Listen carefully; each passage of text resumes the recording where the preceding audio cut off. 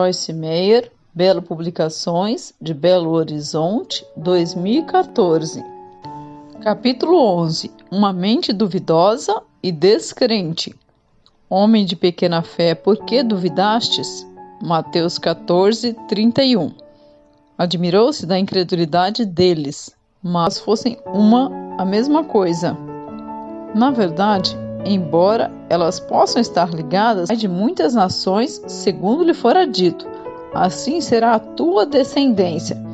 E sem enfraquecer a fé, embora levasse em conta o seu próprio corpo amortecido, sendo já de 100 anos, ou a idade avançada de Sara, não duvidou, por incredulidade, da promessa de Deus, mas pela fé se fortaleceu, dando glória a Deus, estando plenamente convicto de que Ele era poderoso para cumprir a sua promessa.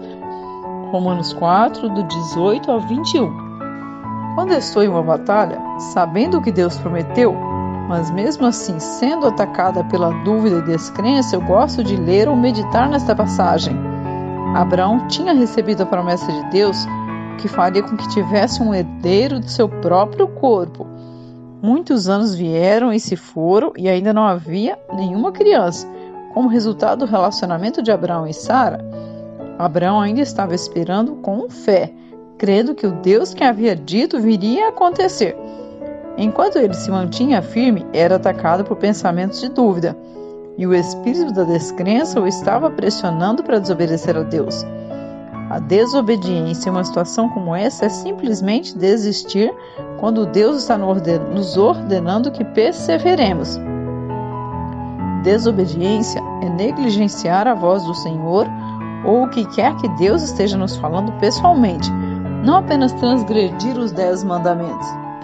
Abraão continuou firme, ele continuou louvando e dando glória a Deus. A Bíblia afirma que ao fazer isso ele ficou muito forte na fé. Quando Deus nos pede para fazer alguma coisa, a fé para crer nisso ou fazer isso vem da palavra de Deus. Seria ridículo Deus esperar que fizéssemos alguma coisa sem nos dar a habilidade de crer que podemos fazê-lo. Satanás sabe quão perigosos seremos com um coração cheio de fé. Então ele nos ataca com dúvida e descrença. Não é que não tenhamos fé, é apenas que Satanás está tentando destruir a nossa fé com mentiras. Dou-lhe um exemplo. Refere-se ao tempo quando eu recebi um chamado para o ministério. Era uma manhã comum como outra qualquer, exceto que tinha sido cheio do Espírito Santo 3 semanas antes. Tinha acabado de ouvir o meu primeiro áudio de ensino em uma mensagem do pastor Raymond Scholder, intitulada Passe para uma mensagem do outro lado. Perdoe-me, irmãos, passe para o outro lado. Estava agitada em meu coração e surpresa que alguém pudesse ensinar 1 hora inteira usando um versículo, o que toda a palestra fosse interessante. Enquanto estava arrumando a minha cama, subitamente senti um desejo intenso, bem no meu íntimo, de ensinar a palavra de Deus.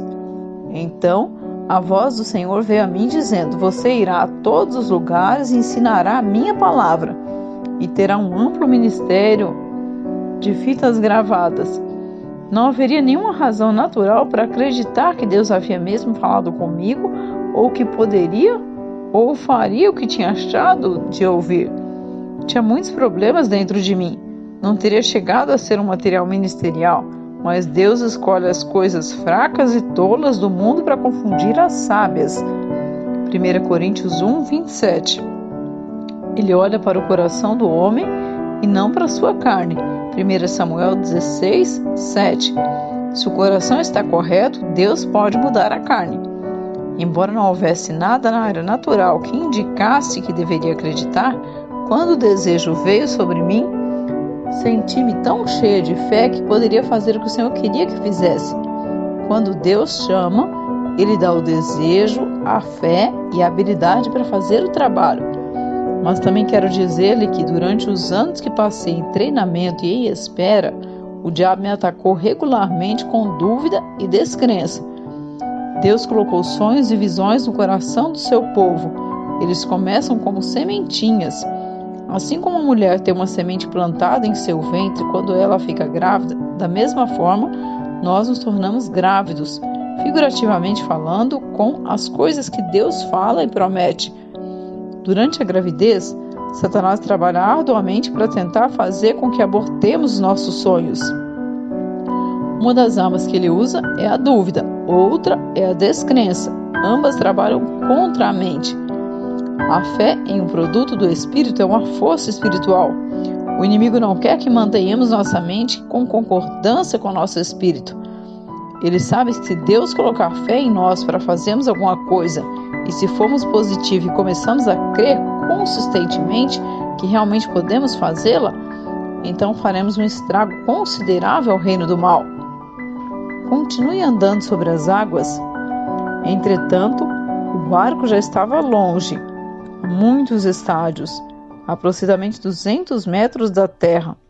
Açoitado pelas ondas porque o vento era contrário, na 4ª vigília da noite, Jesus foi ter com eles, andando por sobre o mar. E os discípulos, ao verem-o andando sobre as águas, ficaram atemorizados e exclamaram: "É um fantasma?" E, tomados de medo, gritaram. Mas Jesus imediatamente lhes disse: "Tende bom ânimo, sou eu, não temais." Respondendo-lhe Pedro, disse: "Se és tu, Senhor, manda que eu ia ter contigo por sobre as águas." E ele disse: "Vem." E Pedro, descendo do barco, andou por sobre as águas e foi ter com Jesus. Reparando, porém, na força do vento, tendo medo e começando a submergir, gritou: "Salva-me, Senhor!" E prontamente Jesus, estendendo a mão, tomou e lhe disse: "Homem de pequena fé, por que duvidaste?" Subindo ambos para o barco, cessou o vento. Mateus 14, do 24 ao 32. Lembre-se, de acordo com Tiago 1, versículos 7 a 8, o homem de ânimo dobre é instável em todos os seus caminhos e jamais recebe o que ele quer do Senhor. Decida que você não será de ânimo dobre, não viva na dúvida. Deus tem uma grande vida planejada para você. Não permita que o diabo roube com mentiras. Em vez disso, refutai os argumentos e teorias do racionalismo e toda a altivez que se levante contra o conhecimento de Deus, levando cativo todo o pensamento à obediência de Cristo. 2 Coríntios 10, 5.